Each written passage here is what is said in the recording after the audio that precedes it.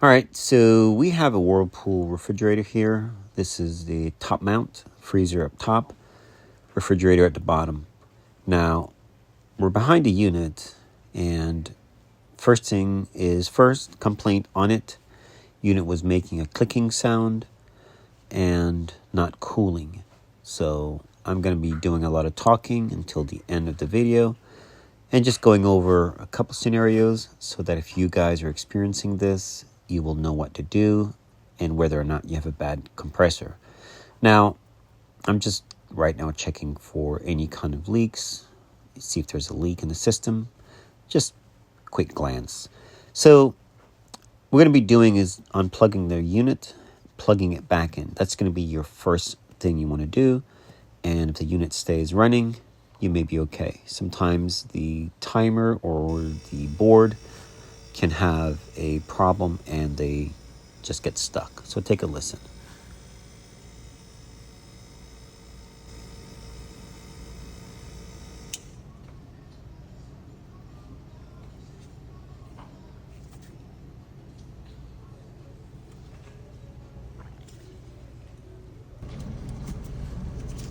So right now the unit is still running, meaning power should still be going to the compressor.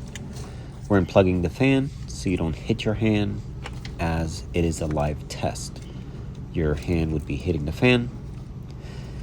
As you can check the meter shortly, you'll see that we are getting voltage. Now voltage you should be getting 120 volts. There it is. We say 120 because that's what it should be. 119 is never the same. Okay, so anything 118, 115, even 110. All right, so now we're going to be taking off the start relay and overload and little tab, but you can actually just pull it, and we're going to be replacing it.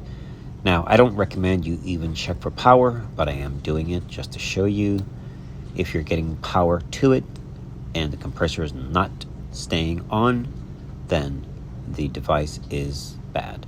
Now, if your compressor is bad, you will not hear the compressor run that long. It will not. It's going to turn on. It's going to try to run, and it's going to click off, and it will not run. So pretty soon, you'll hear this compressor running, and it will stay running. And we're also going to check the drain tube. You'll see when I do that. And compressor is running. So if you don't have any power or anything back there, you want to check your thermostat or the board inside the fresh food section. That's where you would start. You do need to have power back here before you can do anything. So that's how you do that. And other than that,